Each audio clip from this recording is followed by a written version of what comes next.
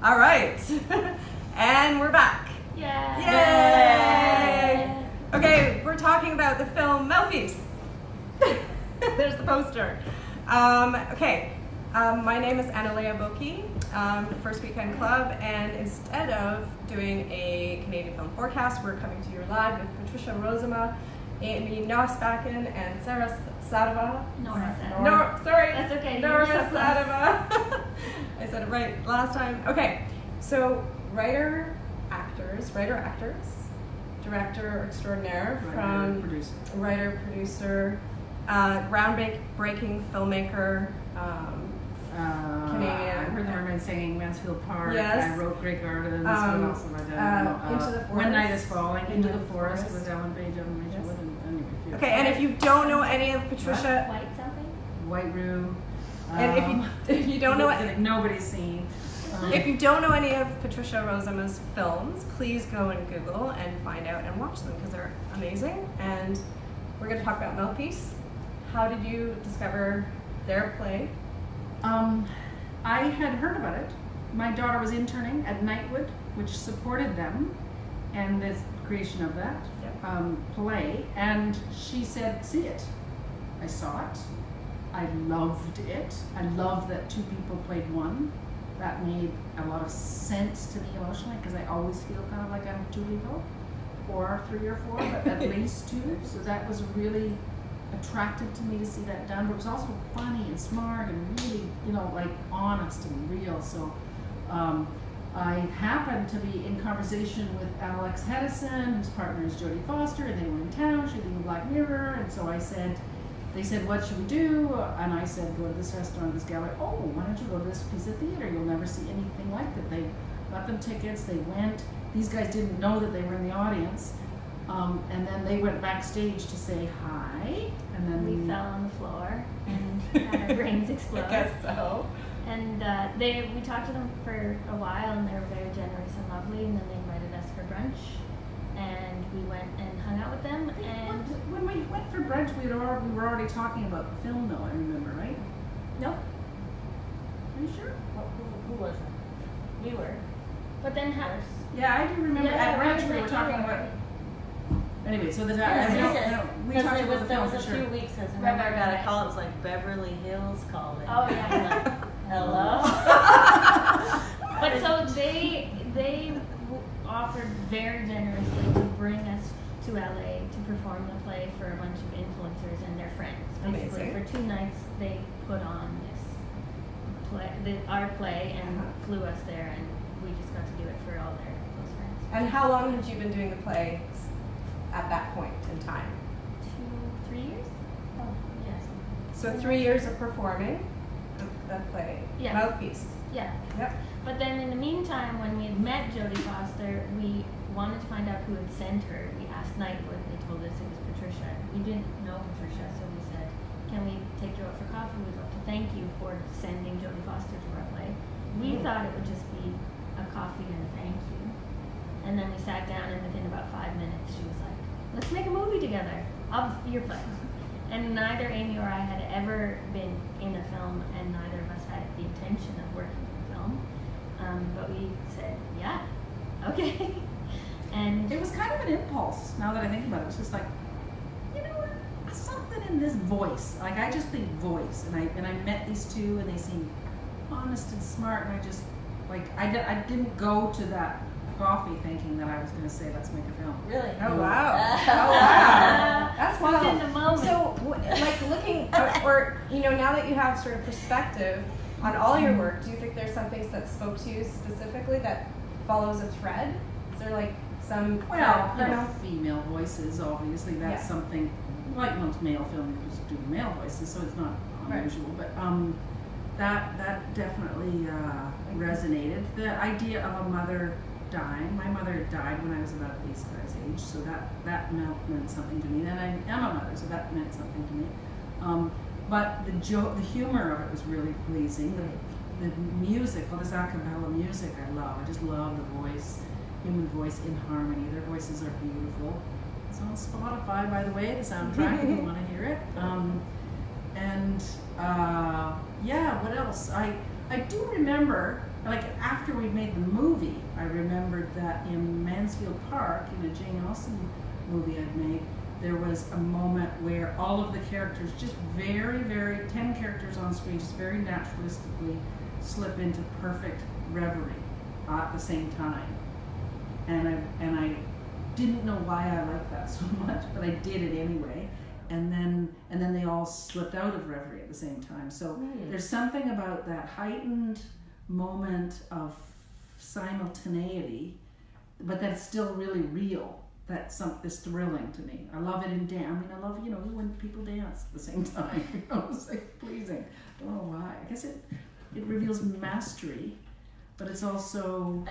The way, when we do it in the play, the moments we choose to make synchronized are usually very small gestures like that, which in the theater, it just illuminates a kind of humanness. You can relate to these two suddenly because we're highlighting something that's very subtle versus, we also do dance numbers where the big dance moves are in sync. Yeah. But I think the goal of the play and of course the film was to just capture a very personal, really honest reflection of what it feels like to be us, to be just a human being trying to figure it out. Because there's a lot of raw emotions happening. And then the physicality too. I mean, as actors, how did that feel for you to be so in your body, but also acting at the same time for film versus stage? Is there a difference? Oh, it was very different. Yeah, it's like two different, totally different muscles. There's a lot going on. It's very different. And it is not given to every theater actor to be able to be a film actor, because it's a very different kind of way of being and performing. There's no sending really involved in when you're being a film actor. It's more being. Whereas even just on a level of volume as a theater, you have to send it out more, and that it changes the nature of it. So I didn't know that these guys could. So I said, hey, why don't we make a little short, like just do a scene and to show the investors how to, how this would work, to have two people playing one person. They all said, yeah, no, you can do that in theater, but not in film. And I'd say, but why not? And they said, yes, it's theatrical. I said, but why not? And they said, how will you do it? I said, you just do it. You just put the two in. And anyway, no one could get and it totally works. I know, it's funny. It totally works, and you don't get confused at all. Like, it's very obvious. Like, it's very obvious. Although different audience members clue in at different times. Yeah, right. It's true. People take their own time for kind of coming to that place. Right. But these two were good at, they're good at both, so which is amazing. They're both good at just being, and your bullshit detectors are really finely tuned. So, when I say just how would you do it as people, then you were just people. You were so genuinely. We also did say, if we're not good, we can cast other people. Did you say that? Yeah. Well, we said We definitely said it to each other. We said, I don't we remember said to saying each other, I'll tell you if it's your bad. Yeah. And then we'll just cast other people, because it's more important to us that this film is made than it is that our egos are stroked by being in it. See, that's an indication of how mature they are as artists, actually. Yes. No, it's true, because most people, it's just about themselves and getting themselves out there and getting loved, and you're about the idea and about the thing itself, which is not given to everyone. Lots of people are about themselves. So did it help you being physical in the moment and acting? Do you think that helped, like, acting in front of a camera for the first time? Did what? The Being- stage acting? Sorry? Well, because you're not just acting, you're also doing this coordinated movement. I see. Oh. I think what helped that is we made the play over 3 years and then toured it for 3 years. So we are very, and the way that we make theater is very acute listening. So it means I can just tell she's about to move her arm. So we know You're each other insane. very well, and it's very easy for us to fall into anything that involves listening to each other. in that Right. So way. you're very present, I guess. Mm-hmm. And then you don't have to think about anything else. Yeah, that's true. I guess it made it easier to do two things at once. We And can also- just react like a real person Yeah. while doing something at the same time. But that's not, that makes it sound like it's easy for you. It's just work. Yeah. You're just getting that simultaneity, just doing something really complex that's almost virtuosic at No, it's practice. exactly the same time, and just have it be totally natural. That's work. Oh yeah, we Over did and hours over I and have over again. hours of footage on my computer, little thing, of us in a mirror practicing the bathroom sequence and getting it wrong, getting it wrong, getting it wrong, getting it wrong. It's just like And falling no into the secret. bed sequence. Yeah. I love that one. Right, Yeah. right. And Yeah. when you started out, what was your intention for like what you wanted to get out there in terms of your story, this story? of the play. What do you want to say? Yeah, what did you want to say? Well, while we were making this play, we had a feminist awakening and realized we were full of hypocrisy, and we thought we were progressive, liberated women living by our own rules, and we were in fact living a very internalized patriarchy that we didn't know was What there. happened that made you realize? It was not one thing, it was many things Okay. accumulating. And for a while I felt so weird, like a year or so. I used to be like Cassandra, and I was a bartender, and I was, like I could make the sexist jokes and run the room because I was not a girly girl. Right. And then I Eat the fries. and, You didn't care. and drink the whiskey neat, and Right. and then I had this period of time where I was like, I'm so sensitive. Somebody called me a bitch yesterday, and it was like a knife in my heart, and I can't watch certain like Law and Order SVU type shows anymore. I Right, can't right. see that, and it's annoying, and it's getting in the way of my work as a bartender. Like it's getting in the way of And my my life. being a tough chick out in the world. Yes. That's like, Right. It's yeah. getting in my. I can't.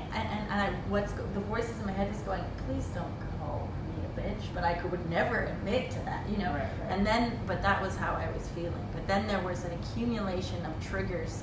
I don't know what they are, but it takes too long to Sure. describe what they were. One of them was watching the animated movie Thumbelina, which I What? loved as a I've never heard kid. this story. It's in the play. I loved as a kid. Right. And I watched it afresh because the whole thing was on YouTube, and I watched it and I went, oh my god, Right. it's porn, Right. soft porn for Also, children. the catchphrase is I can't do that. It's impossible. Like that's the recurring Oh, refrain. wow.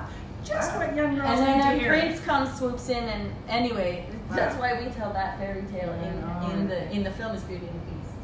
Right. Right. Okay. But anyway, a few things accumulated, and then I went, and we were making this play. Wasn't called Mouthpiece at the time. We were making a play about females, Okay. and I went, oh, like aha, like if I was being filmed, it would have been that moment. the light bulb. Right. Ding! Okay. We're hypocrites. Before that moment, we were like, we can't tell people we're making a feminist play, or no one will come, Right. and we won't be cool, and This we'll was get also laid afterwards. 2013, so Okay. it was way Right. before hashtag feminism, Right, right. Me Third Too. wave. Crazy. It was like Right. still You guys a were. very dark world. Okay. So then Okay. I wrote a big long email and sent it to Nora, and then she went. It's interesting that it could happen in that way. Yeah. You could read it, you just read words, and it happened as well. You were like recognized. Oh yeah, we are. So We're hypocrites. does that Yeah. happen to people who watch the film? Like when because you opened on the first day at TIFF, and you had a large audience. Did you get any feedback, like let's say from male viewers, like what they think about it? I have had men say to me, I didn't think I'd like this because it's all womeny, and but that they felt like they understood. Some men say, "Oh, I understand women better," and I've had some men really respond to the mother story because Yeah. of their connections with their mother. So, and that's really universal. That's just like loss of a parent, and whether it's a mother or a father is just it's a profound rattling of our souls. So that I've had guys respond to, and then I've had lots of guys say, I feel like that. I have two people in me. I'm constantly in battle with myself. I'm trying to be this guy. I'm trying to be that guy, and so that they've connected that way. Yeah. But I do think the ones that I kind of value the most, I guess, are the ones where they say, that must be terrible for women to feel like they're, being watched by men, and that there's a kind of internalized misogyny that they have to constantly be aware of. And I often say this thing, which is true, is that, people learn how to be from fiction often. Like, we look at female characters and we go, oh, she's tough, or oh, she's sexy, or oh, she's whatever. And if you think about it, almost all the women, the characters that we've been learning from, have been male creations. Right. They've all been written and directed, cast, dressed by men, and told how to be. And so, maybe, there's some beautiful men with lots of great, empathy and feelings and everything, but lots of them, I think, are just trying to teach women how to be what they want. Right. So women have been learning how to be what men want from men. Right. They thought it was, they were just watching women, so it's so complicated. So I think we look at that, well, these guys first in the play, but then in the film, and then the way we expanded from the play to the film, we look at like how we see ourselves through the male gaze, how we have internalized damning voices, how we're critical of our own bodies, how these women are so hard on themselves, like really, really hard on themselves. I think and then I think, well, of course they are. We were property. Like a couple generations ago, we were just like owned by guys. We were told what to do, where to go, like we couldn't own property, we couldn't have educations, we couldn't, we were property. So it takes several generations for us to actually truly believe that our appearance is no more important than guys' appearance. Appearance is always going to matter, but it shouldn't be any more important. And that our lives, our right to lead and decide and to choose the future of society is as great, maybe even greater, because we deserve our own turn now as men's. What do you think? We might as well shoot for that, and then maybe enough. Yeah, right. Saying, when they said, how many women on the Supreme Court will be enough in the U.S.? And she says, all of them, because it's been all men before. So Right. What was I going to say? Congratulations on your recent award for editing. The cinema. Well, Lara Johnston got that, not Lara me. Johnston. Yeah, she did an amazing job. Yeah, she got the top prize for it, and she completely deserves it. Nora was saying she just didn't, these guys that were new to film didn't realize how significant that role is. It's amazing. Like, you rewrite the movie again. Yeah. And yes, these guys gave notes, and I'm there all the time, but she's like in the driver's seat, so she's really amazing. I want her to just fly. Awesome. I think that big award will help. So people can see the film on Friday at TIFF. And Saturday, many Well, times. starting on Friday. It's Please opening don't Friday. just come on Friday. But Friday is the Q&A, so they can actually watch the film and then ask you questions. Well, these guys, I have to be in LA for the screening. There's a women in film screening on the Thursday, and then there's a Friday opening there too. Okay, so if you're in LA, it's gonna be way more fun in Toronto. But Yes. if you're in LA, Then you can can- say it. It's gonna be so fun in LA too. yes, it'll be fun everywhere. And then How do I please everyone? Everything's fun. Everything's Everything fun. fun all the time. We'll Skype Say, Patricia Mouthpiece, in. Mouthpiece. so yes, go see it if you have a mother, sister, cousin, Brother, father, son, dog, boyfriend, partner, nail polisher, dog walker. Face. Face. yeah, Pick on vagina, Right. whatever. Okay. China, whatever. You heard it here. So send your friends, support Canadian film, and tell your friends. Yeah, but Tell your friends. this isn't an eat your vegetables film. No. I can't say I will give you your money back. Like, just find me on the interweb. I will give you your money back if you don't feel like this is new and this is meaningful and that you don't feel something and you don't laugh. It's actually quite. It goes down easy, but I think it feels like it matters. Anyway, Sticks to your ribs. It sticks to It sticks to your so ribs. It goes down, And yes, I it- guess oatmeal. food. It gets to you right here. You feel it, Yeah, right? you Yeah. definitely feel it. Yeah. Well, thank you so much. Yes. Thank you. It's hard. Feature films are difficult. Netflix, Amazon are taking over that world. The theatrical experience is waning. And making movies that aren't like led by giant movie stars is quite a challenge. So getting noticed in a world where movie stars are everything, and our celebrity culture is really dominating. So films like this are harder to get to the world. So if you feel inclined to support it, because if the world is run only by the celebrities, and the celebrities are the tail that wags the dog, it's not an entirely healthy world, right? So it's got to be run by artists. Support the indie films, Exactly. basically, right? Yeah. Because Well, I don't even care. Just this film. just go see this film. It's good. Honestly, What's the film it's called again? Wow, it's not Mouthpiece. It's beautiful, it's touching, and we want to hear your comments and feedback once you go see it, and share it on your social networks Yeah. as well. Thank you. Right? Thank Okay. you for listening, guys. Okay. Peace out. Peace out, people. Love, love, love.